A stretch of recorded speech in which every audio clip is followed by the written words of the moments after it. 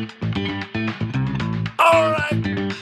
Welcome back to another Wright Stew podcast. I am Paul Stewart. And I'm Brian Wright. And so, hey, we made it to Sunday. I don't know if that's an accomplishment, but you get through Saturday sometimes. You got things to do around the house and some little honey-do list here and there. But yeah, dude, hey, you've had a pretty good weekend, a little bit. You know what I was doing on Saturday? Let me give you a little. Hey, went to the Cincinnati Zoo and Botanical Garden. Don't forget about the garden. Beautiful tulips there all over the place. Nice zoo. Not quite as big as the one in North Carolina, but it's in the city, so not as much land to kind of roam around. Saw a Malayan tiger. Saw a lion. Saw a cheetah. Yeah, saw a couple of How elephants. did you feel about the enclosures? Were they appropriately sized? No, the ones in North Carolina are much bigger. I felt the same way when we were in D.C. Yeah, I've been to that one too. Yeah, It feels like they're in prison. The one in North Carolina, you don't feel as bad for. You're like, it's not bad. It's almost like being at compared to human, you're at least in like a retirement community. yeah. Those feel like you're in one bedroom, low rent apartments. At least the ones that I saw. Yeah. I mean, they do what they can, and that was the one where the Harambe incident happened in this zoo. So, not a great thing, but that happened here. Remind me It what was that was. the kid like fell into the enclosure, and they ended up having to like shoot the gorilla. Do you remember that? Like I 10 do years ago or recall. so? Yeah. I don't know all the details, but my son recalled it vividly, and I don't. Maybe he's been probably watched too much YouTube, right? But so that happened there. But and then before we get to the main course, Brian, we went to White Castle. My son wanted to try White Castle, I and think so that's we did appropriate. that. And I haven't had it in 30 years probably. How many did you have? So there was a special for a 10-pack of like cheese sliders. So we got the 10-pack, shared a fry. I think I had 6 and he had 4. Yes. And sliders is the appropriate. They slide down and they slide right out. If you're catching my drift, what I'm picking up, what I'm putting down there, but it was good, man. I think it hits that dopamine that you're looking for when you're going to fast food. Just kind of gives you that little fix of whatever it is they put in the food there at any fast food restaurant. But was good. Glad he got to experience that, and then got home, got to watch a little college softball on streaming, and then headed over to the Reds game. And so Cincinnati Reds game, it was I mentioned it was Elly De La Cruz bobblehead night. So Did he play? yesterday we showed up about 90 minutes before game time, kind of cruised right in, no real line, no anything. The line today was literally like thousands of people deep, like at all gates. Like people were lined up to get this Elly De La Cruz bobblehead. So we were in line enough where we met I guess there was 10,000 they were giving them out. So we were one of the first 10,000 in, but it was actually they were giving away 2 essentially. One was right-handed and one was left-handed. So the right-handed version is in a white jersey, the home, I guess, and then the left-handed version they're wearing the red tops. And we got 2, one for myself, one for my son, and they're both the right-handed version. But we didn't try to make a trade or anything like that while we were in the stadium. Just enjoyed the ball game, ate some popcorn. I did get a few. So Skyline Chili, I mentioned I was going to try that. They had a little Skyline, restaurant there or booth, I guess. So, you've had it before, right? Yeah, Or no? I have. Yeah. So, what is your thoughts between the obviously pretty big gap? There's no Skyline Chili in North Carolina. Yeah. Pretty big gap between having it the first time and having it this time. What's kind of your thoughts on it? Here's the thing. I didn't get a bowl of it. I got it on a hot dog. So they called it a coney. And it was a kind of a half hot dog, the bun, the cheese. So I could get a little sense of it. It was a little thinner than I like, and it definitely had I could taste the sweetness from the cinnamon in it. But I put cinnamon in my chili when I make it a lot of times. So I thought it was good. I mean, it's Yeah, I good just don't ballpark. know. It's amazing that you can create a business the way they have, essentially off of chili, though. And it's just my remember. Since it's been a few years since I've had it, but my memory of it is it's just okay. It's like it's something below like Bojangles, something below Chick-fil-A, below like a fast food place, but maybe above like a Waffle House, depending on what you're in the mood for. I love a Waffle House. Yeah, and I've had good experiences, bad experiences at those. But so yeah, it's not. I don't know. It's just amazing that they've created it's kind of their thing. It's Yeah. And Cincinnati's thing. I think it's one of those things that it's very nostalgic for the people from the Midwest, from Cincinnati, right? That it reminds them of home, sort of thing. I remember 2003, in Pawtucket, they used to have the dugout was underneath the stands, and people would hang like milk cartons and things like that, and almost like fishing, right? And they would have a baseball in there. You could sign a baseball, and sometimes like on the bucket or whatever, it would say Kevin Youkilis signed this, or Paul Stewart signed. Rarely did it say Paul Stewart. It was usually Kevin Youkilis or one of the big time prospects. But I remember Euclid specifically one time, somebody came from Cincinnati or knew he was from Cincinnati and put a can of Skyline Chili in the bucket there. And he took it, he cooked it in the clubhouse in the microwave, and it was fine. Nothing. Yeah. It's just interesting. It's interesting. So I jump to the game. Jump to Yeah, what so anything stood a out. few things, a few observations. So last night we sat up the third baseline. Tonight we sat on the first row in left field. So I kind of like those seats, man. I feel like I'm kind of a bleacher left field kind of guy. Like good energy in the outfield, kind of the everyman out there. Really enjoyed that. Good fans, kind of heckling the umpire from 450 feet away, calling balls and strikes, like they knew. Met a really nice family, sat next to me. They about our age with a 7-year-old son, 8-year-old son who's playing coach pitch now. So talked a little ball with them. Really lovely couple. Got to meet them. Uh, and then man, Elly De La Cruz, like, just does it all. Like, so last night did it with his legs. Tonight comes up and it was the fourth or fifth inning. Bases loaded, gets a full count. There's two. In my estimation, that's the most exciting play in baseball. Bases loaded, 2 outs, full count. Runners are moving. Elly gets a grand slam. Just destroys it. High moonshot into the left field bleachers. People are going crazy. Man, just a lot of fun, especially on like his bobblehead night. Oh yeah, Like yeah, what yeah. what better way to do that? Got to see Andrew McCutchen play tonight. He started tonight, so that was Been doing it a long time. so he was Yeah. the a couple things about him. So Kutch, I think it was his first at bat. Kind of got full. Looked like he got out in front on a curveball a little bit, hit a ground ball to third. But man, ran as hard at 40 years old as he would have at 18 years old down that line. And I don't say almost beat it out, but made it a close play. So it was, man, like to see that from somebody who's been playing that long, like super encouraging, man. Like Yeah. shows you, Well, like just shows you- impressive. Impressive. I mean, yeah. obviously he's established. He's done his career. So it feels like the Reds maybe need you guys there all the time. I would assume they Or got the dub. or Yeah. they keep the Pirates there more often without Paul Skeens pitching, I guess. But so that was the other thing. So I did see. So I've never met Andrew McCutchen in person, but I remember I was with the Pirates in 2005.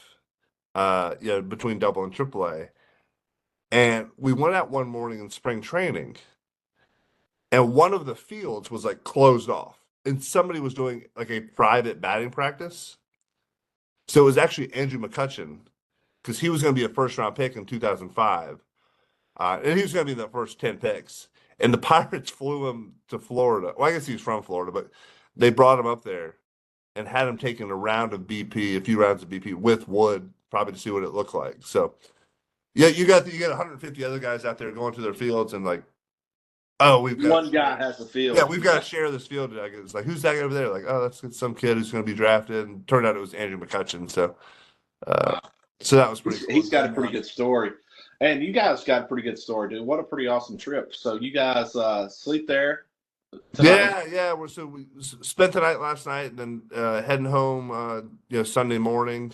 Get back to good old G Town. Get back to Raleigh, and uh, get back in the swing of things. But the other thing too was it's kind of funny when you get done playing, you start kind of keeping up with the guys that you played with and how they're doing and track them. And I used to check rosters for like teammates and friends. Now when I look at rosters, I look like, hey, who's coaching these days? I probably Yeah. know that. And so the third base coach for the Reds, actually a guy named J.R. House. So I played with J.R. House in the Arizona Fall League in 2001. So he was a catcher, came up with the Pirates, big time prospect.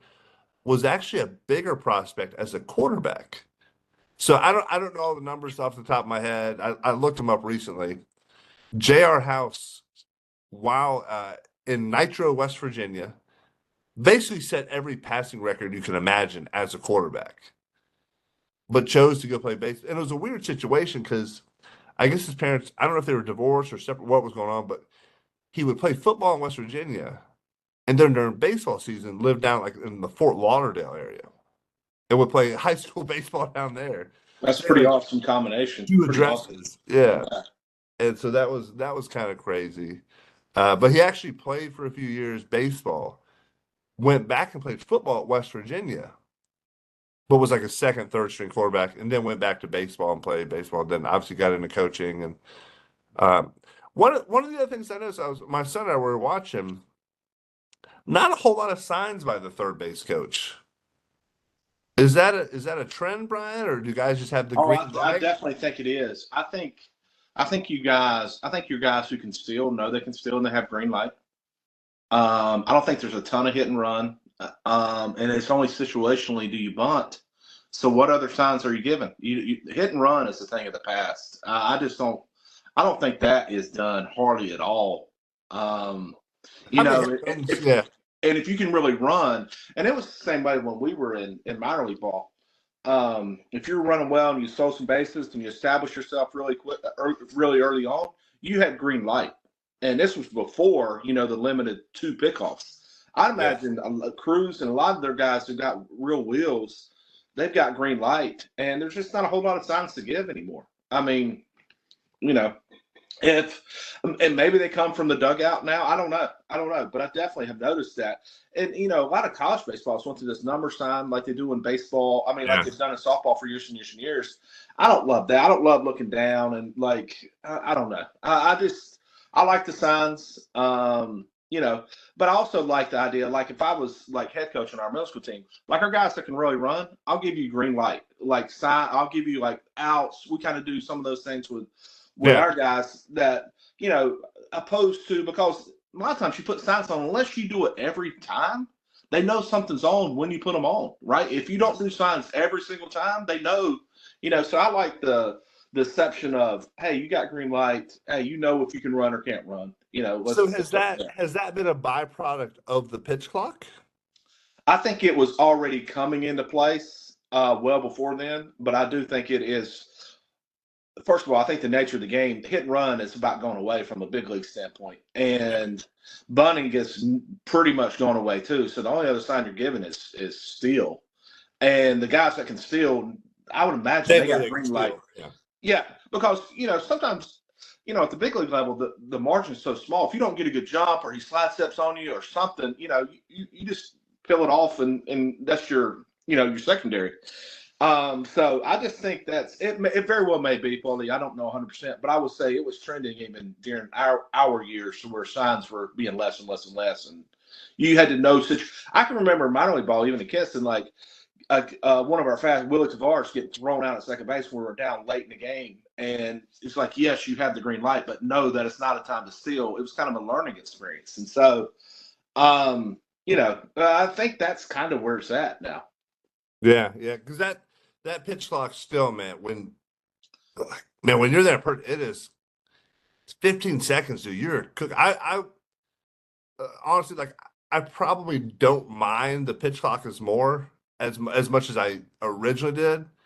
I would just prefer it to be like 25 seconds. Like 15 is so fast, man. Like, and again, like that, maybe it doesn't give you time to get signs or anything like that. And I know, like, you read all the comments on like game times or faster now, than ever before. And then the comment section on everything's like, old baseball guys, you just like watching people adjust their cups and spit and batting. Like, no, I mean, not nobody likes watching that, but again, there's some elements of baseball that have been taken out of the game, like maybe a little bit of the strategy, because you're trying to move so fast from pitch to pitch.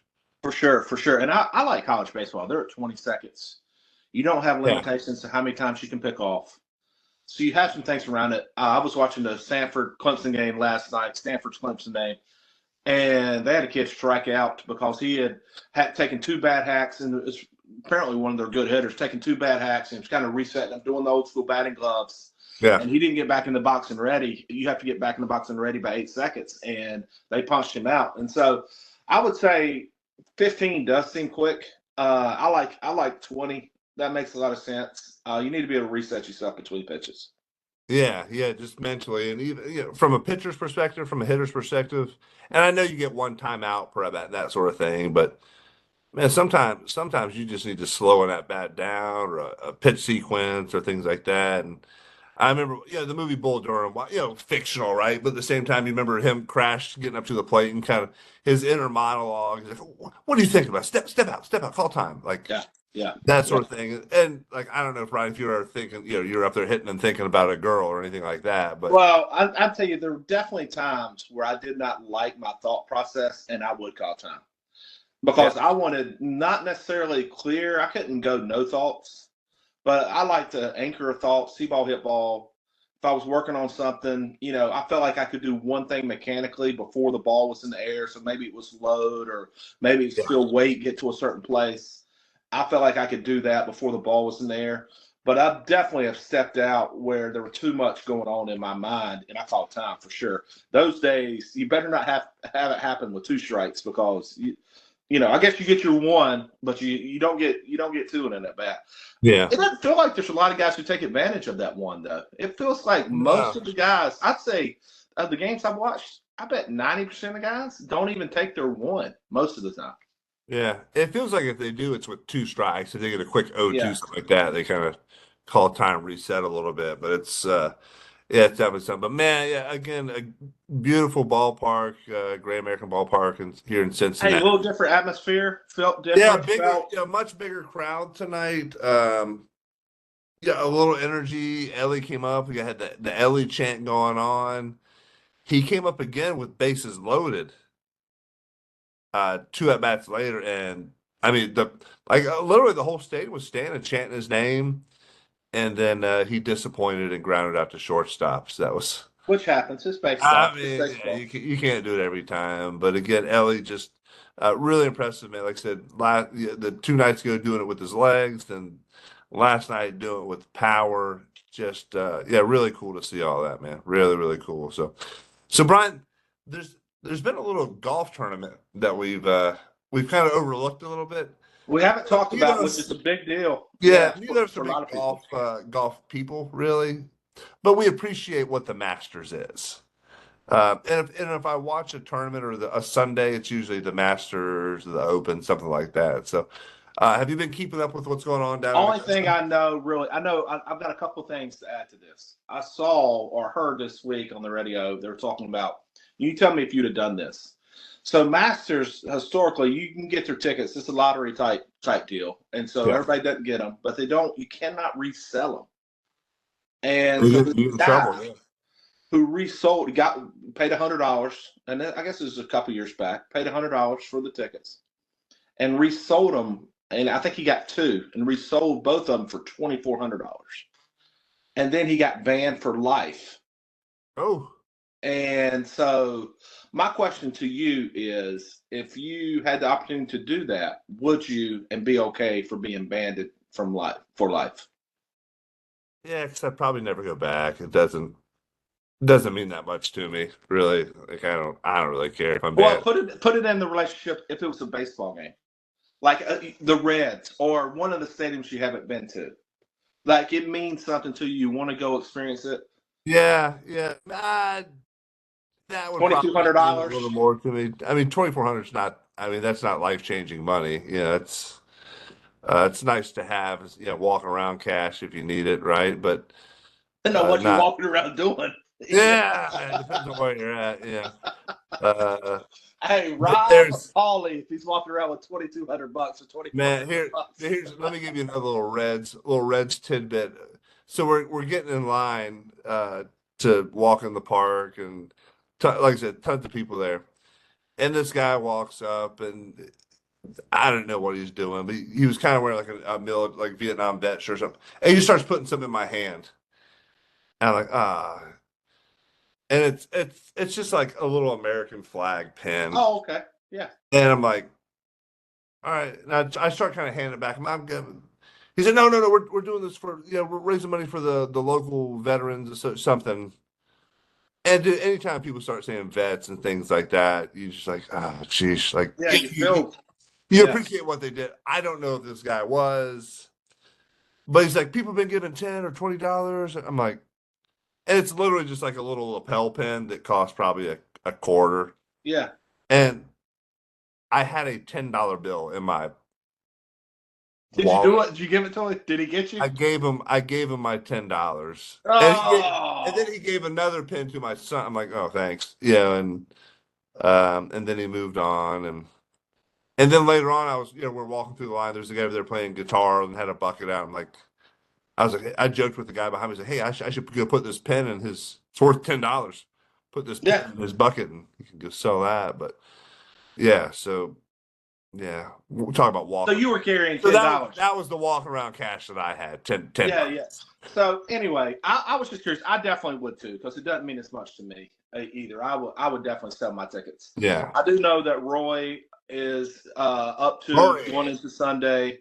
Has famously kind of choked and had some tough rounds there when it mattered. Bryson DeChambeau, he's kind of a fan favorite. There's people who love him, hate him. I don't know enough about him. I've seen some of his YouTube stuff that I feel like I kind of like him. Initially comes off as a little bit arrogant, but you feel like you got to be a little bit if you're playing that sport. The more I've seen of him, the more I do like him. But Roy is definitely those courses, man. The thing that I'm amazed of, being an outside grass guy. I've got another story on grass. Like, dude, the grass looks so good. The grass looks so good. I mean, it is just, just incredible. Well, it's literally like the nicest course. Speaking of grass, I noticed a lot of grass in the greater Cincinnati area as I'm driving around and walking around town, dude. That's a lot of burning. That's a potent smell. But back to Augusta. Yeah, okay. Yeah. Beautiful. Yeah, so I mean, the course should be set up to make some runs. Sunday's normally pretty fair. Saturday's normally your run day. And so there were a couple of, I thought it was interesting. This guy, I cannot remember this guy, but I didn't realize this on Saturday. If they do an odd cut, they don't want anybody playing without a partner. Yeah. And so the course record, I think his name is Jefferson King, or maybe I know his first name is Jefferson. He's like, he'll go and play with guys when they don't have a partner. And he actually has the course record at Augusta. And he's not a professional player. Like, he has the course record. Yeah. And so I think it's like 61. I mean, something incredible. He's played it so much, yeah. Yeah, because he plays it so much. And he's famously played with and outplayed guys in particular rounds, like legitimate pros. Huh. And it's just interesting that you cannot play by yourself. And it seems like they've just made the cut be an even number, opposed to just being a hard number. But maybe you can't do that. But yeah, it's a tournament that I'll turn on. Good friend of mine, Coach Ballgame now, was James Lowe. He famously called in to one of the Patrick, give me the show from ESPN. Dan Patrick show. Dan Patrick had this competition for the longest time. How much can you sound like Jim Nantz? Jim Nantz, yeah. Yeah, how much can you sound? And he won it one year. He won it one year before he got really involved in doing camps all across the country for MLB. And he could do the voice. I think one year he put all these bird noises in the background. So it sounded like we were wow. walking in some type of, I don't know, scene out of like a Disney movie. And Yeah. he's speaking in Jupiter's and all this. And like he did the warm up. It really well done by James Lowe, fellow Ramsorian. So Right, so nice. That was do you have a Jim Nance? no, no, no. I mean, I don't, man. Especially I can hear I can hear James's, kind of copy of it back in the day. I cannot come close to it. I feel like, I mean, everybody has hello friend, that, Hello, but I don't. friends. Yeah. Yeah. Welcome back to another Masters event. I don't watch it enough. Have you ever been to a PGA event? I had the opportunity to go to the Masters probably 3 or 4 years ago, and I probably could have moved some stuff around and done it. I probably should have. No, I have not.